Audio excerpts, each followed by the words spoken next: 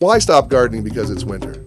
Imagine being able to garden every day of the year, having the benefits of a sunny day without the risk of sunburn. Knowing what's going into your food from seed to harvest. You can at Green Thumb Gardening and Hydroponics. It's easy, educational, nutritious, and fun for the whole family. Let GTG Hydroponics show you how to garden in any space indoors or out with interactive living science projects for home or school. Visit Green Thumb Gardening in person at the corner of Route 15 and Park Street in Underhill, Vermont. Get hooked on hydroponics today.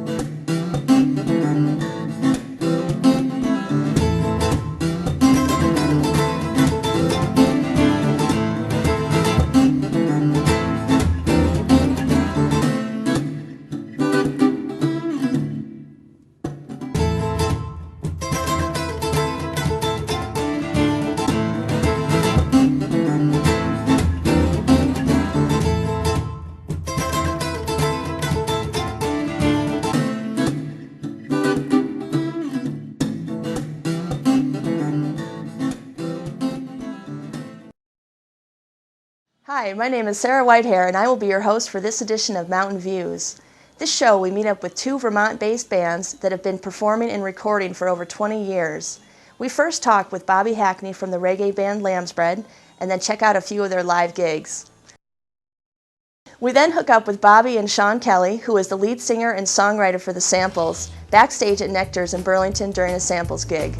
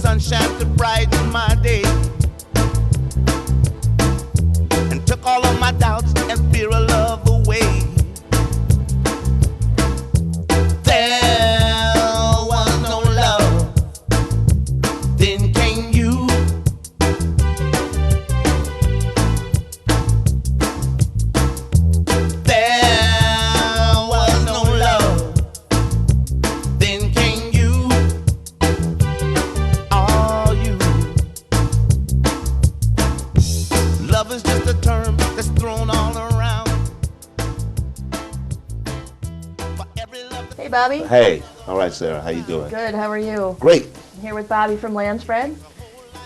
Can you give us a short history of Lambsbread?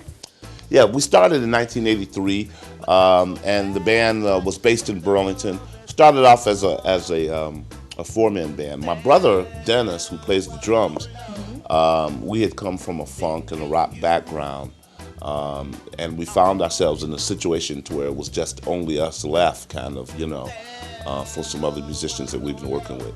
So being a drummer and a bass player, we were somehow introduced to reggae through a number of radio disc jockeys locally in the area. And also we went to a number of reggae shows. We met up with people like Black Uhuru, Sly and Robbie. We got a chance to meet up with Peter Tosh. Interesting thing, I was working the lights at that show, the spotlight for Peter Tosh, and I got a chance to talk with him. Cool.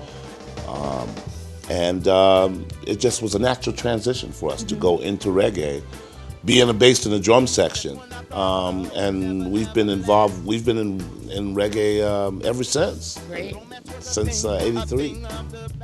So can you tell me what Lambsbread is all about? Lambsbread is really all about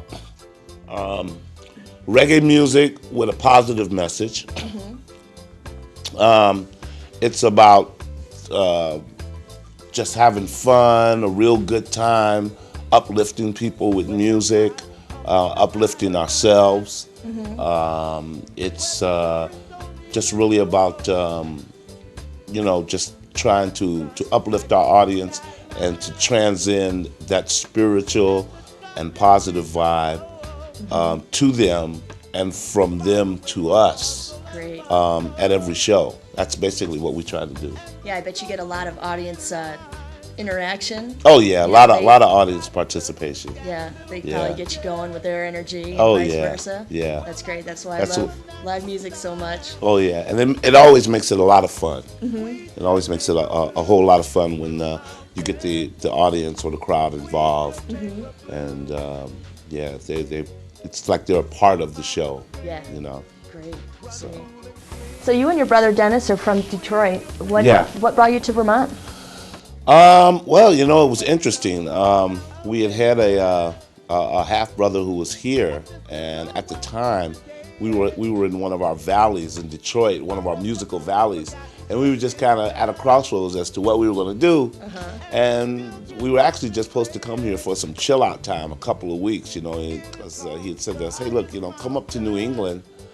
At the time, we were like, New England, what do they do with the old one, and so we were like, is this in America? And he convinced us to come up. We came up. So realistically, Sarah, my brother and I, we're still we've been on a 20-year vacation. Great. So we're still really on vacation. So so we're still just chilling out, deciding what to do with our lives. Hey, that's awesome. So now that you're in Vermont, how has it influenced your life and music, and what attracts you to this area? Well, that kind of goes back to the first question. I mean, one of the things that really made us stick around in the fact that when we first came here in Vermont in 1977, it was just a great, vibrant musical scene. Not to mention the fact that you were only 90 miles away from Montreal, 4.5 hours away from New York, 3.5 hours away from Boston, 5 hours from Connecticut. And we have been fortunate in that since the start of Lambsbread, we've been able to play at each and every one of those places that I just mentioned. We've been in and out of Montreal. We have played just about every college campus in New England, just about every club in New England. We've been fortunate enough to bring reggae to every small and obscure town in Vermont. Thanks to Lambsbread, a lot of people in Vermont know about reggae music. I mean, we've been able to take it, to places like the Northeast Kingdom, way up to the southern end of Vermont, like White River Junction.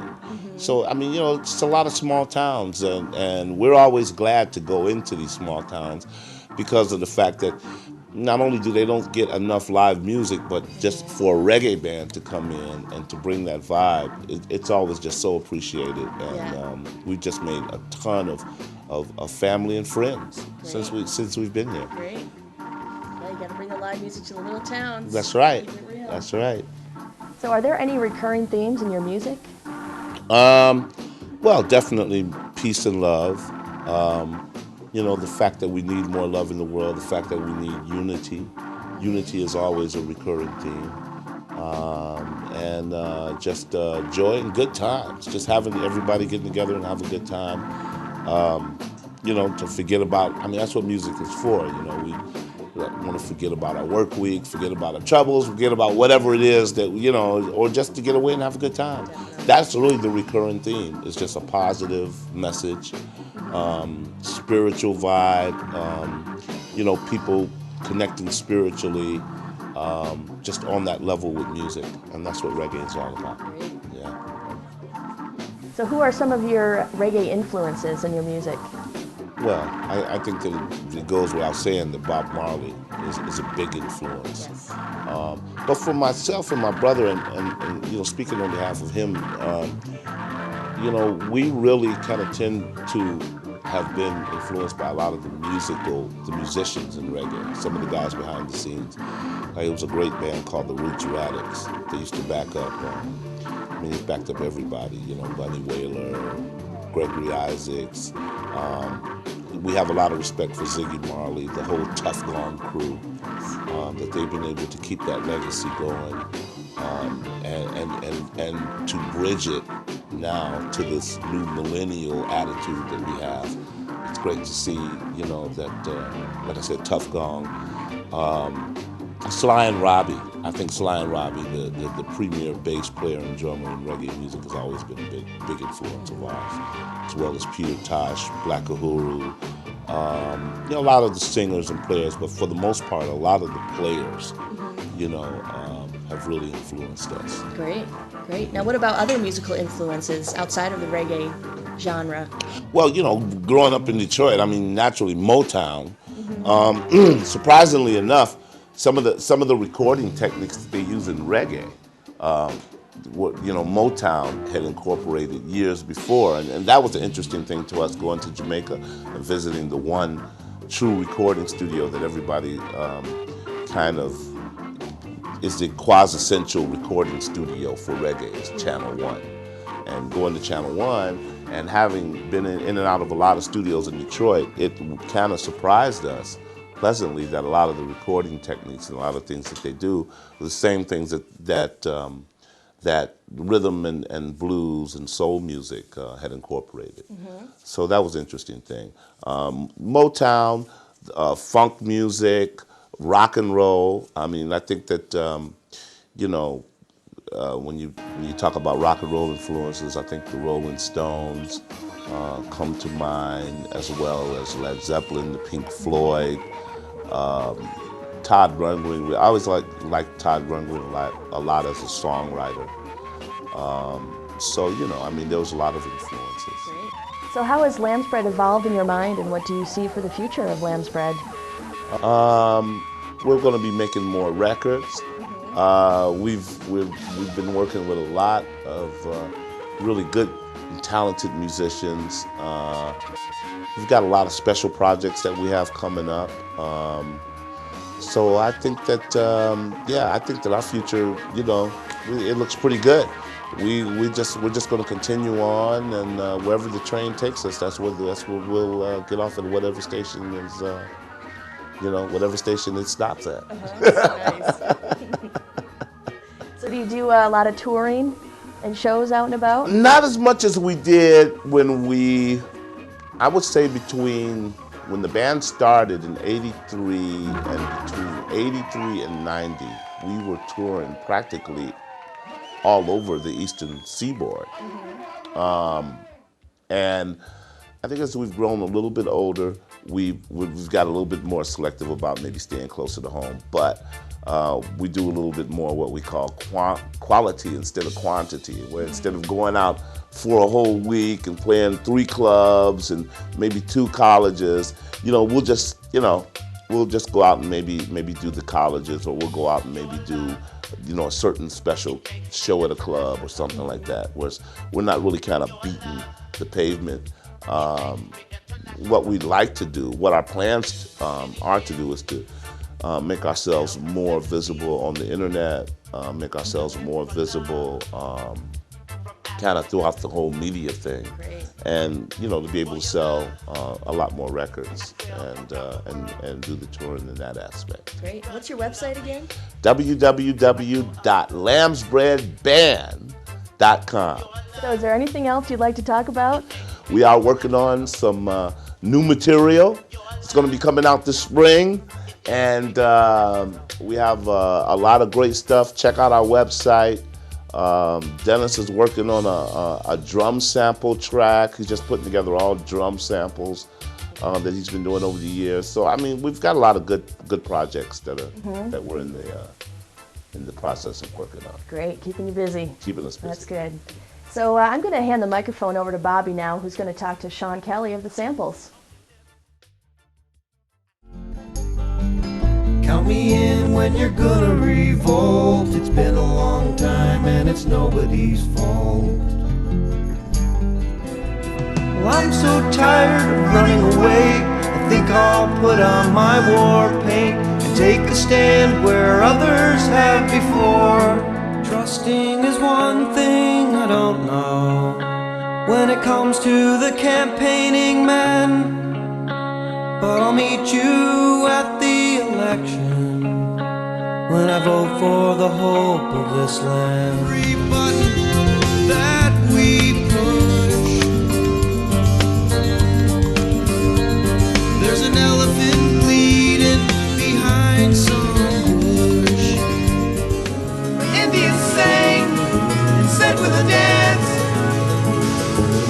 to take what you need and leave the rest.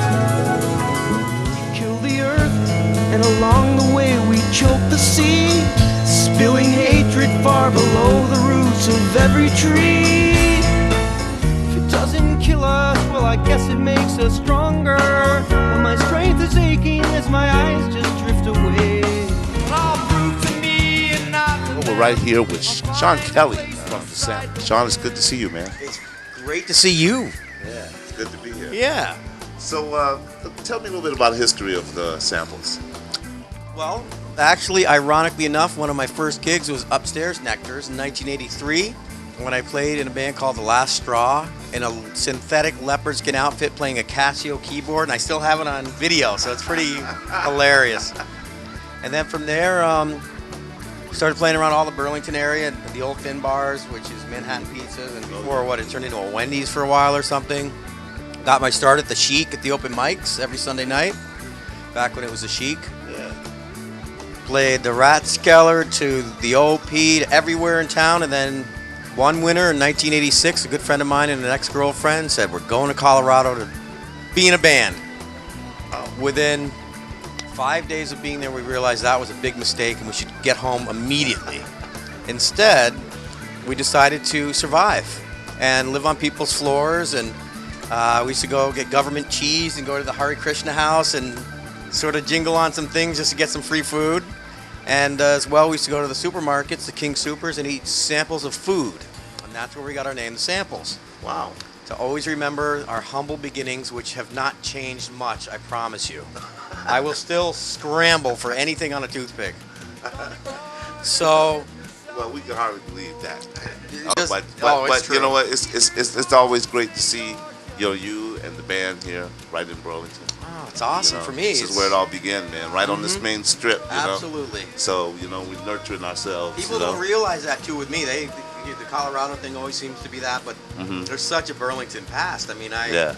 it's unbelievable. I learned everything the first recording I ever did was with some friends up in Georgia, Vermont. It used to be called Northern Light Studio. Remember Tracy Lord and PR from That's right. down here at Advance? Yes. They were my first engineers on my first song that I actually just saw today when we were at our storage space. It's all on a little disc, and I was trying to find out what year it was on a reel of tape, some old song. The reggae influence came originally from our drummer Jeep, and we had a drummer prior to him who was also into, he was way into reggae. So then we got a keyboardist who started doing the bubble, and then we got a guy that was doing the skank, and before long we were touring with the Wailers. We're out with Family Man and Junior and Wire, and that's as awesome as it gets. reggae is the ultimate because it's just the samples are kind of like a reggae band in the sense that our songs are kind of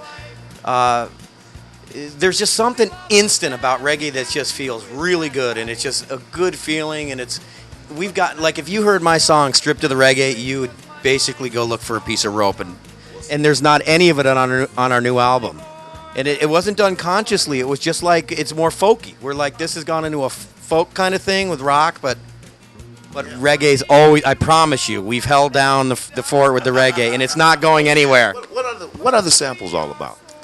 Our band isn't about, like, the novelty of having original members, certainly. It's about a concept of music and soul and spirit integrity, conveying a message that's void of solely striving to be this insane success on some level, some financial thing, whatever. And I promise you it would be nice at times, very nice. But that didn't take precedence, so we just followed music. And everyone that I've ever surrounded myself with, when people have come and gone in this band, have helped me like stages of a rocket. You know, when you look at a rocket, the beginning stages, all those components are just as important as when you finally see that thing up there all by itself, or with whatever components it needs to be a tight unit. Things drop off, things fall, engine parts, the whole deal to help this thing go. And I look at past musicians in this band that have challenged me to get better and to be more efficient in our flight and our journey.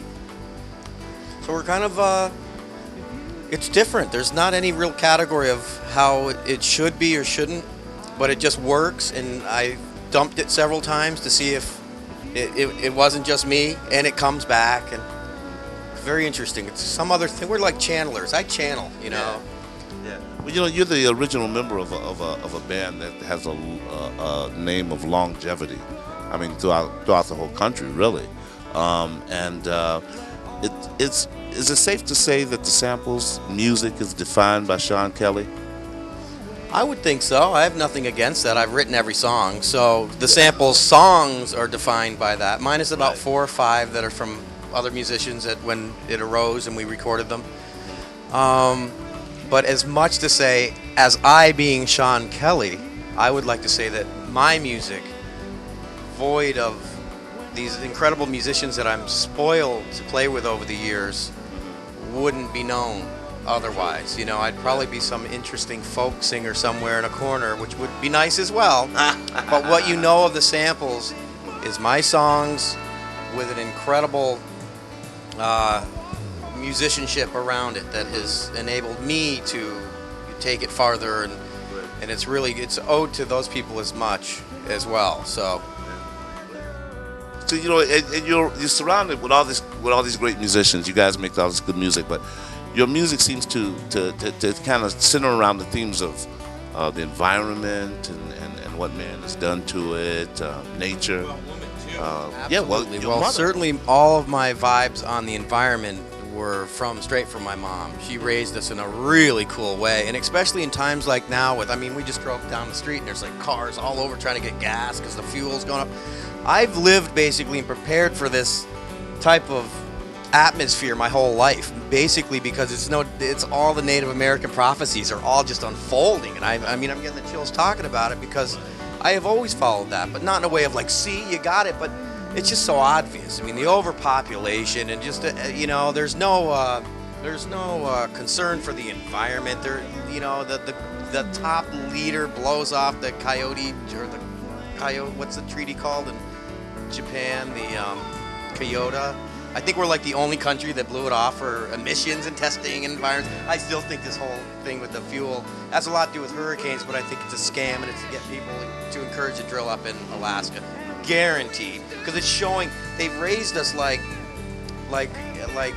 pets, and so now the pet's suddenly been pulled. A couple of its needs have been yanked, and so the pet's now starting to scurry, and so it's like, but I can operate without computers, cars, all that stuff. I mean, it wouldn't be that big of a shock. I can't remember the last time you put more than a quarter of a tank of gas in my car. Not to mention, I live like a college student, so if something blew up, I could live in the woods for a while. I'd know how to survive, I guarantee it. But we're kind of like, without homes, constantly touring the country, and so it's not, other than the negative impacts of, not to get way off on this tangent, somehow bring it back to my mom, which I know it will. She had her little ways that she would do things that were really magical, and she'd inspire me, which therefore I can turn to music and inspire somebody else, and maybe one person out of that will go and help restore something or do something, because I'm certainly not perfect, and we don't stand on a podium with our music. That's another thing that will never happen. You've been handling the success and the non-successes of music, just as every band does in the music business. How do you see the state of the music industry now? That's a great question. I think that there's many different things happening, being that the impact of the internet and downloading has made unbelievable changes and have taken a lot of the power that's been behind the record companies and all that concept. You can see now that you can do it without. We haven't had a label of any kind in over 5 years, and the people the labels that they were signing at the time, the bands aren't even around anymore. Right. So it's like, well, what the hell's going on with us? our focus wasn't on that, and we're like the poster children band for bands to see that you can do it on your own. So that's one part that I think is positive. I think the negative part is let me see if there is a I'm sorry, that's kind of a negative part, but a positive because it's kind of karma. You know, other bands aren't going to give up and think that's the only road you can take to do something with a career. And Sean, look, this has been really great. You know, we're not going to hold you up anymore. We know you got a show to get to, and we're looking forward. So Sean, once again, thank you very much, and all the best to you and the samples in the coming months, years, and in minutes, right down to the last minutes. All right. Yes.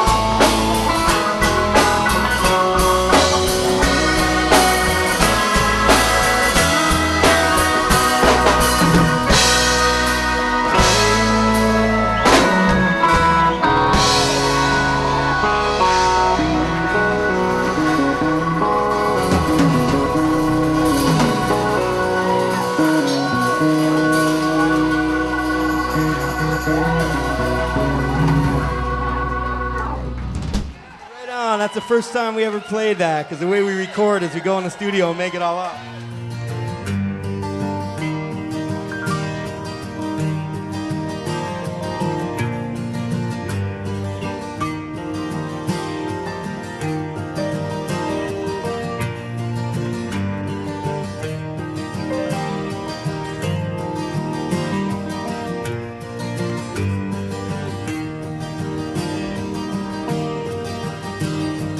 Psychedelic waves in the ocean of war.